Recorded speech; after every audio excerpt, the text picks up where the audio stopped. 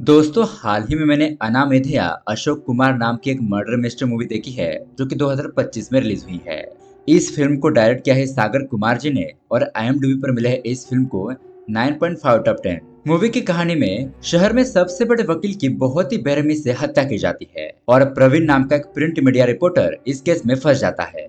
Crime location पर प्रवीण बेहोश हालत में पड़ा हुआ मिलता है, इसीलिए पुलिस वाले उसके ऊपर मर्डर का इल्जाम लगाते हैं। लेकिन पूछताछ करने के दौरान उन्हें पता चलता है कि प्रवीण ने उस वकील की हत्या नहीं की है, क्योंकि बहुत ज्यादा धमकी देने के बावजूद भी वो अपना गुनाह कबूल नहीं करता। अब प्रवीण का बयान सुनने के बाद पुलिस तो सोच में पड़ जाती है कि आखिरकार खूनी कौन है, उसने शहर के सबसे बड़े वकील आनंद भट्ट को क्यों मारा होगा। ये सब कुछ जानने के लिए हमें आज की कहानी देखनी होगी। दोस्तों ये मूवी बहुत ज्यादा जबरदस्त है और सस्पेंस और ट्विस्ट से भरी हुई है। इस कहानी का क्लाइमैक्स तो बहुत ही धमाकेदार है, जिसमें बाप लेवल ट्विस्ट रिवील होता है। इसीलिए दोस्तों वीडियो को एंड तक जरूर देखना। तो दोस्तों अगर आपको हमारे एक्सप्लेनेशन वीडियोस पसंद आते हैं तो वीडियो को लाइक और चैनल को सब्सक्राइब जरूर कीजिए। चलिए शुरू करते हैं आज की कहानी। कहानी की शुरुआत होती है बेंगलुरु 7:40 PM। यहाँ पर हम प्रवीण नाम के एक आदमी को देखते हैं जो कि जख्मी हालत में बेहोश पड़ा हुआ था। उसे थोड़ा बहुत होश आता है और उसके सामने एक गन पड़ी होती है। वो उस गन को लेने की कोशिश करता है, लेकिन तभी वहाँ पर एक आदमी आता है जो कि उस गन को उठाकर वहाँ से ले जाता है। अब उसके थोड़ी देर बाद प्रवीण को पूरी तरीके से होश आ जाता है। प्रवीण उठकर सीढ़ियों से नीचे आता है तो यहाँ पर उसे एक शॉकिंग नजारा दिखाई देता है, क्योंकि दोस्तों वहाँ पर एक आदमी को बहुत ही बेरहमी से चाकू से वार करके मार दिया गया था। अब तभी उसे ऊपर से कुछ गिरने की आवाज आती है, मतलब कि ऊपर भी कोई मौजूद था। अब यहाँ पर वो भगवान की मूर्ति से बांसुरी जैसी नुकीली चीज लेकर ऊपर जाकर एक दीवार के पीछे छुप जाता है। तो तभी अंदर से एक आदमी गन लेकर बाहर आता है, लेकिन प्रवीण तुरंत ही उस नुकीली चीज से उस आदमी के गले के ऊपर वार करता है, जिससे कि बाद में वहीं पर बेहोश होकर गिर पड़ता है। फिर वो अपने आप को बचाने के लिए उसके हाथ की गन छीन लेता है और घबराते हुए नीचे आ जाता है। यहाँ पर हम उसे देखते हैं कि वो बहुत ज्यादा थक चुका था और यहाँ पर लाश को देखकर उसे कुछ समझ नहीं आ रहा था कि आखिरकार वो क्या करे। तभी वहाँ पर उसे किताब दिखाई देती है, वो उसे उठाकर पढ़ने लगता है। लेकिन इतने में ही उस वकील के घर पर दो पुलिस वाले पहुंच जाते हैं और वहाँ का नजारा देखकर प्रवीण को ही खूनी समझकर उसे पकड़ लेते हैं और ये सीन यहीं पर कट हो जाता है। खैर अब उसके अगले सीन में हमें इंस्पेक्टर अधिरथ को दिखाया जाता है। उसका सीनियर पुलिस ऑफिसर उसे कहता है कि अभी फिलहाल तुमने जिस लड़की को पकड़ा है उसका केस दर्ज मत करना, मुझे ऊपर से ऑर्डर आया है, एक जगह पर एक कार उसे लेने के लिए आएगी, तुम उस लड़के को उस गाड़ी में भेज देना। तो उसी तरह से ये लोग एक जगह पर अपनी गाड़ी को लेकर आते हैं। तो दूसरी गाड़ी वहां पर आने पर वो लड़का उसमें बैठकर वहां से चला जाता है। वहां से इंस्पेक्टर अधिरथ अपने ऑफिस में आ जाता है। अब यहाँ पर हम ऑफिसर रवि और आनंद को भी देखते हैं। अधिरथ उन दोनों से पूछता है कि बताओ तुम लोगों को क्या लगता है, इन लोगों ने प्रवीण को वहाँ पर कैद करके रखा था और उसी के बारे में ये लोग बातचीत कर रहे होते हैं। ऑफिसर आनंद बताता है कि सर मुझे तो ये केस कुछ समझ नहीं आ रहा, घर में तो लाशें पड़ी है और ये आदमी वहाँ पर शांति से बैठा था और वो कह रहा है कि उसने सेल्फ डिफेंस करने के लिए उनके ऊपर वार किया, लेकिन मुझे ये बात कुछ हजम नहीं हो रही है। तो फिर अधिरथ कहता है कि ये आदमी सच बोल रहा है या फिर झूठ, ये तो हमें उससे पूछताछ करने के बाद ही पता चलेगा। और अब यहाँ से इंटरोगेशन शुरू हो जाता है। अब यहाँ पर हमें प्रवीण का पूरा नाम पता चलता है, प्रवीण राजशेखर, और वो एक प्रिंट मीडिया में सीनियर रिपोर्टर का काम करता है। इंस्पेक्टर अधिरथ उसे कहता है कि तुम्हें क्या लगता है तुम्हारे बहुत बड़े बड़े लोगों के साथ कांटेक्ट है तो तुम इस केस से बच जाओगे, तुमने सिर्फ डिफेंस करते वक्त उन लोगों को नहीं मारा है, मुझे तो लग रहा है कि तुमने जानबूझकर उन लोगों को मारा है। तो बताओ आखिरकार सच क्या है, तुम उस आनंद भट्ट के घर पर क्या कर रहे थे। अब उसकी बातें सुनकर प्रवीण कहता है कि तुम मुझे यहाँ पर क्रिमिनल साबित करने की कोशिश मत करो, अगर तुम ऐसा करोगे तो सॉरी तुम कामयाब नहीं होगे। तो अधिरथ सॉरी कहता है और कहता है कि ठीक है, तुम बताओ तुम आनंद भट्ट के घर पर क्यों गए थे, कि तुम्हारे पास उसके घर पर जाने की कोई अपॉइंटमेंट थी या फिर तुम उसे बहुत समय से जानते थे।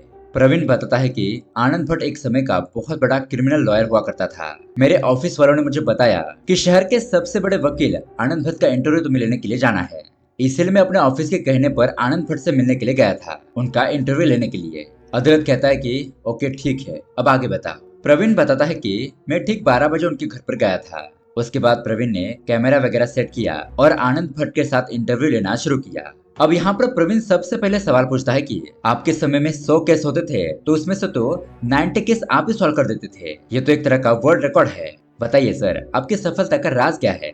ये बात सुनकर आनंद भट्ट बताता है कि देखिए ऐसी कोई बात नहीं है, अदालत सिर्फ सबूत मांगती है और जैसे ही सबूत तुम्हारे हाथ में आ जाएंगे केस भी तुम्हारा हो जाएगा। इसी तरह से मैं मेहनत करके केस को जीतता था और कैसे भी करके सारे सबूत इकट्ठा कर लेता था। अब प्रवीण उनसे अगला सवाल पूछने वाला था कि तभी अचानक घर के ऊपर वाले कमरे से कुछ आवाज आती है, ऐसा लगता है कि वहाँ ऊपर कोई है।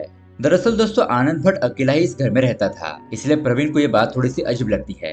अगर आनंद भट्ट यहाँ पर अकेला रहता है तो ऊपर किसकी आवाज आ रही है। यहाँ पर आनंद भट्ट कहता है कि तुम थोड़ी देर यहाँ पर रुको, मैं ऊपर जाकर देख कर आता हूँ। वो ऊपर चला जाता है और यहाँ पर प्रवीण चाय पी रहा होता है, लेकिन तभी अचानक उसे चीखने चिल्लाने की आवाज आती है। वो तुरंत ही ऊपर जाकर देखता है तो वहाँ पर किसी की बॉडी पड़ी हुई थी और इससे पहले कि प्रवीण कुछ समझ पाता, कोई उसके सर पर जोरदार वार कर देता है, जिससे कि प्रवीण वहीं पर बेहोश होकर गिर जाता है।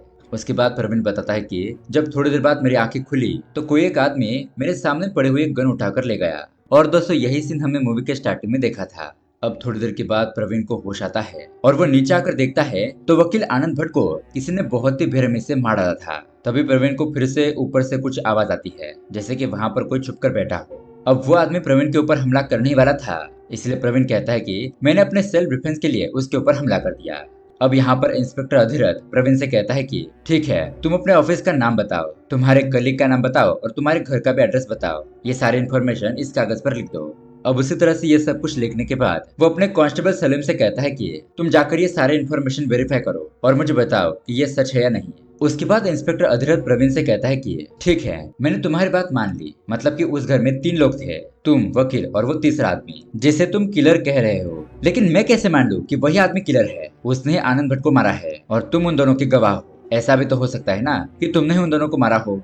प्रवीण कहता है कि मुझे पता था तुम मेरी बातों पर विश्वास नहीं करोगे। अगर पुलिस किसी केस को सॉल्व नहीं कर पाती तो उन्हें कोई बकरा चाहिए होता है उस केस में फंसाने के लिए, इसलिए तुम मेरा इस्तेमाल कर रहे हो। और इसी तरह से हमारे देश में कई सारे बेगुनाह लोग तुम्हारे वजह से ऐसे ही केसेस में फंस कर रह जाते हैं और ये गुनाह करने वाले लोग आजादी से घूमते रहते हैं। अब ये बात सुनकर अधिरथ को बहुत ज्यादा गुस्सा आ जाता है। वो प्रवीण को टॉर्चर करने लगता है और कहता है कि तुम क्या खुद को बहुत बड़े तीसमार खान समझते हो, खुद को सबसे बड़े होशियार समझते हो, जो मेरे ऐसे सामने बड़ी बड़ी बातें कर रहे हो। अब सुनो, मैं बताता हूँ कि तुमने ये सब कुछ कैसे किया होगा। तुमने वकील आनंद भट्ट पर बहुत दिनों से नजर रखी होगी और एक दिन मौका देखकर तुम इंटरव्यू लेने के बहाने से उसके घर के अंदर घुस गए। तुम्हारा एक आदमी पहले से उस घर के अंदर छुप कर बैठा हुआ था और फिर किसी को शक ना हो इसलिए तुमने उन दोनों को मार दिया। और अगर किसी को आनंद भट्ट को मारना ही था तो वो 30 बार चाकू से उसके सर पर वार नहीं करता। ऐसा तो तभी किया जाता है जब किसी के साथ हमें बहुत बड़ा बदला लेना हो। और उसी समय कमिश्नर भी वकील के घर पर पहुंच गए और तुमने उन दोनों के ऊपर जानलेवा हमला कर दिया। बताओ, यही बात सच है ना? बताओ प्रवीण, तुम्हें उन दोनों को इतनी बेरहमी से मारने की क्या जरूरत थी? प्रवीण कहता है कि तुम ये सब कुछ बातें मेरे सामने करके मुझे क्रिमिनल बनाने की कोशिश मत करो, मैंने ये गुनाह नहीं किया है।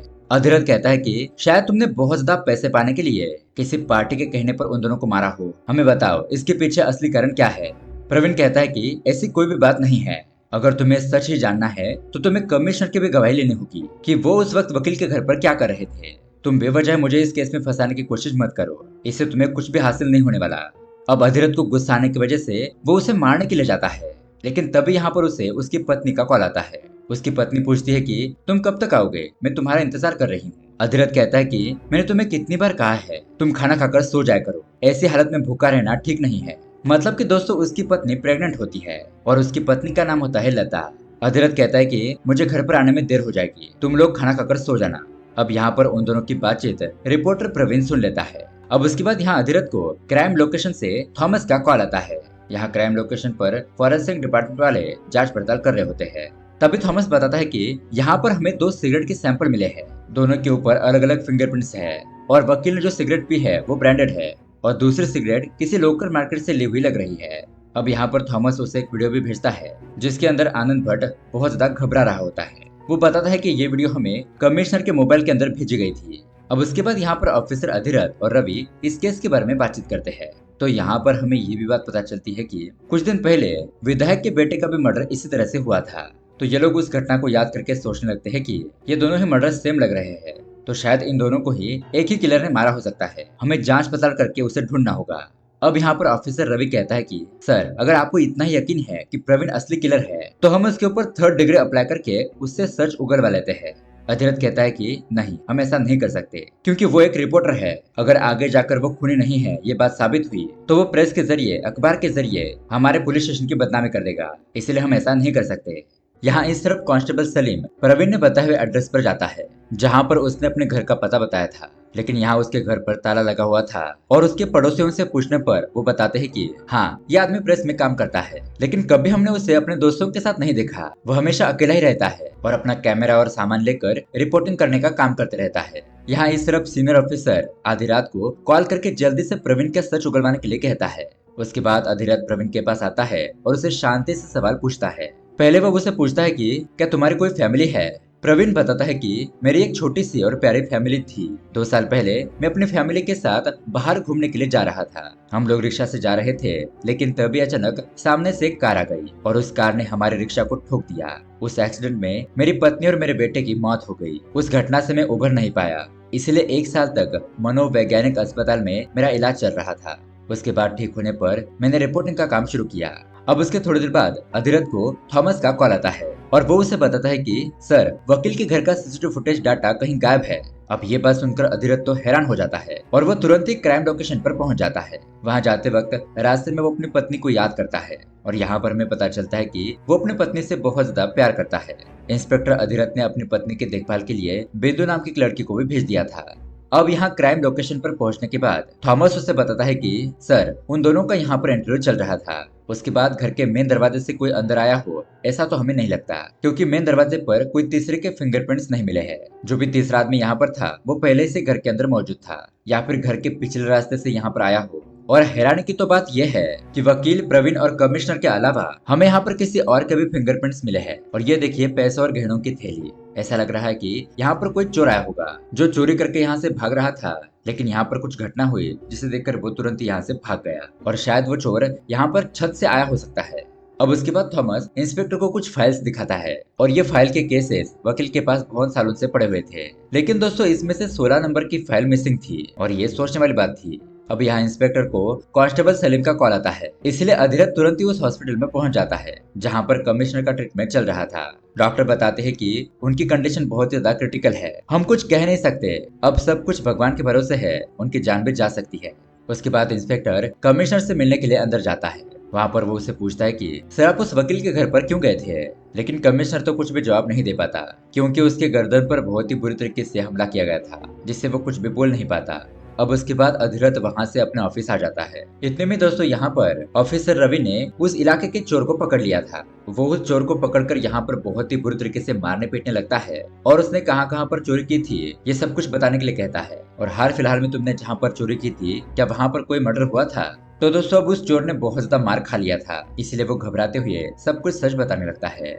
चोर बताता है कि मैं रात को चोरी के इरादे से घर से बाहर निकला। मैं किसी घर को ढूंढ रहा था, लेकिन मैंने तभी देखा कि एक घर की बालकनी का दरवाजा ओपन है।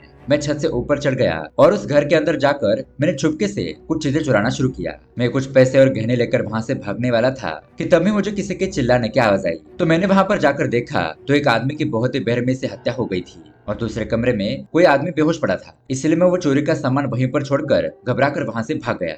अब उसके बाद इंस्पेक्टर उस चोर को प्रवीण के सामने लेकर आता है और बताने के लिए कहता है कि इसे देखो और बोलो, क्या उस रात तुमने उस घर में इसी आदमी को देखा था। तो वो चोर कहता है कि जी हाँ सर, मैंने इसी आदमी को देखा था। अब उसके बाद अधिरथ प्रवीण से कहता है कि ठीक है, अब मैं तुम्हारी बातों पर विश्वास करता हूँ। भले ही तुमने कहा हो कि तुमने अपने डिफेंस में उन लोगों के ऊपर हमला किया था, लेकिन अदालत इस बात को नहीं मानेगी। प्रवीण, मैं तुम पर यकीन करता हूँ। वहाँ पर उस घर में क्या हुआ था ये मुझे सच सच बताओ। जब वो चोर तुम्हारी तरफ इशारा कर रहा था तब मैंने तुम्हारी आंखों में थोड़ा सा डर देखा। बताओ प्रवीण, तुम हमसे क्या छुपा रहे हो। अब यहाँ पर प्रवीण सब कुछ सच बताने लगता है। जब उसे ऊपर से कुछ आवाज आई तब वो वहाँ पर देखने के लिए चला गया, तो उसने देखा कि वहाँ पर एक आदमी वकील से बात कर रहा था और वो और कोई नहीं बल्कि हत्यारा था। उसी ने वकील की छाती पर 30 बार वार करके उसे मार डाला। अधिरथ उससे पूछता है कि क्या तुम्हें उस हत्यारे का नाम पता है। प्रवीण कहता है कि नहीं। तो अधिरथ कहता है कि ठीक है, हम आसानी से समझने के लिए उस किलर को अशोक नाम दे देते हैं। अब बताओ आगे क्या हुआ। प्रवीण बताता है कि उस अशोक ने वकील से कहा कि मैं अपने घर पर शांति से फैमिली के साथ खाना खा रहा था। हम लोग एक बहुत ही अच्छे एरिया में रहते थे, लेकिन मुझे इस बात का अंदाजा नहीं था कि उस रात हमारे साथ इतना गलत हो जाएगा। उस रात अचानक ही हमारे घर पर 2-4 लड़के घुस गए और उन्होंने मुझे मार पीट कर एक कमरे के अंदर बंद कर दिया। वो लड़के बहुत ज्यादा नशे में थे। फिर उन लड़कों ने मेरे पत्नी के साथ बदतमीजी करने की कोशिश की। मैं यहाँ अंदर से चिल्ला रहा था, उनसे दया की भीख मांग रहा था कि मेरी पत्नी को छोड़ दो, मेरी पत्नी के साथ कुछ मत करो। मेरी पत्नी बाहर डर से चिल्ला रही थी, लेकिन उन लड़कों ने कोई भी दया नहीं दिखाई। वो लोग मेरी प्रेग्नेंट पत्नी के साथ गलत काम करके वहाँ से भाग गए और उन्हीं चारों लड़कों का केस ये वकील आनंद भट्ट लड़ रहा था। अशोक यहाँ पर गुस्से से वकील से कहता है कि अदालत में तुमने मेरी पत्नी से क्या क्या सवाल पूछे। उन घिनौने सवालों को सुनकर मेरी पत्नी तो इतने लोगों के सामने उसका जवाब भी नहीं दे सकती थी। उसे बहुत ज्यादा शर्मिंदगी महसूस हुई। इस घटना के बाद मेरी पत्नी अंदर से पूरी तरीके से टूट चुकी थी।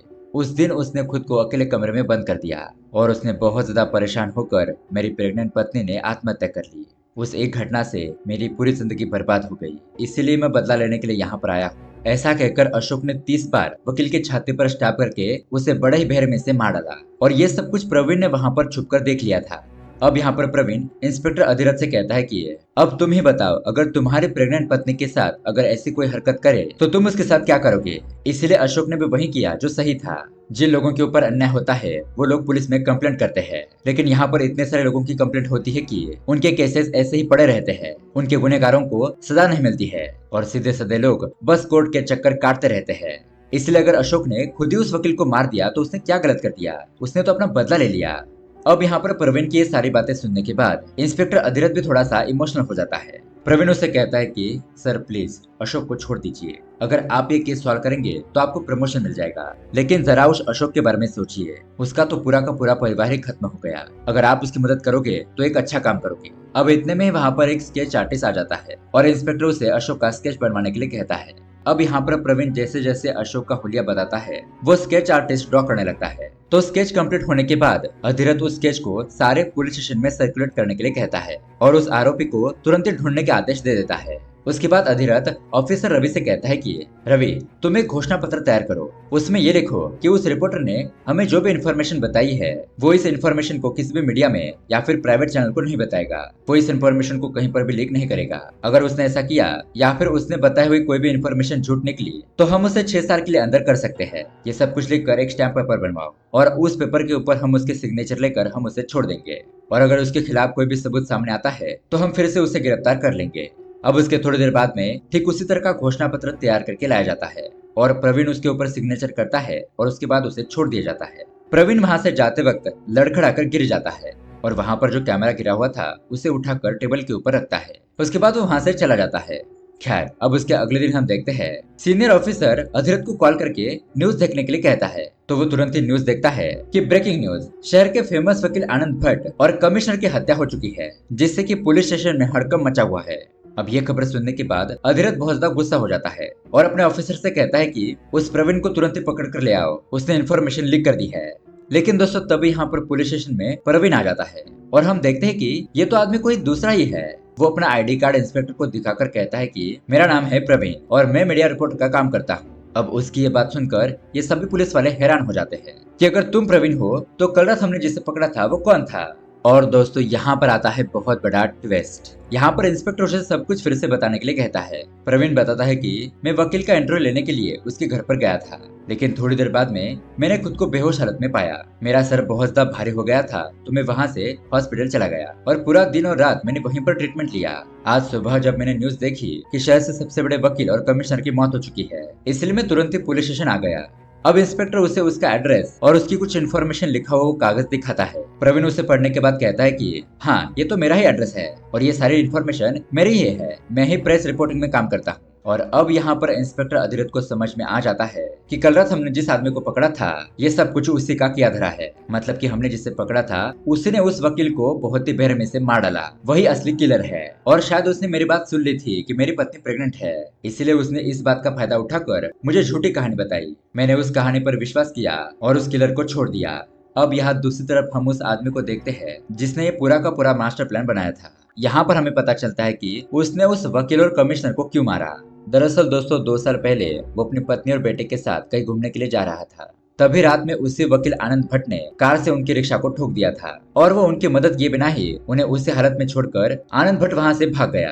लेकिन इस एक्सीडेंट में उस आदमी की पत्नी और बच्चा मारे गए, इसलिए वो अपनी फैमिली की मौत का बदला लेने के लिए यह आदमी उस वकील के घर पर गया था। पहले तो उसे ये सदमा बर्दाश्त नहीं हुआ था, इसलिए उसने 1 साल हॉस्पिटल में बिताया। उसके बाद उसने रिपोर्टिंग करना शुरू किया और ये सब कुछ प्लानिंग करके वकील के घर पर जाकर उसे मार दिया। वहां पर कमिश्नर भी था जो कि उस वकील की मदद कर रहा था। इसलिए उस आदमी को कमिश्नर को भी मारना पड़ा। और दोस्तों वो आदमी वहां से जाते वक्त जब गिर पड़ा था तब उसने उस कैमरे से मेमोरी कार्ड निकाल लिया था ताकि इंस्पेक्टर के हाथ उसके खिलाफ कोई भी सबूत ना रहे। और उसने जो स्केच बनाया था उसके जैसा लड़का यहाँ पर मौजूद ही नहीं था, मतलब कि उसने इमेजिन करके वो हुलिया बनाया था। इस तरह से दोस्तों ये आदमी वकील को मारकर अपना बदला कंप्लीट करता है और यहीं पर यह कहानी एंड हो जाती है। तो दोस्तों ये कहानी आपको कैसी लगी हमें कमेंट करके जरूर बताइएगा। साथ ही ऐसे ही अमेजिंग मूवी देखने के लिए हमारे चैनल को सब्सक्राइब जरूर कीजिए। मिलते हैं अगली वीडियो में। Thanks for watching.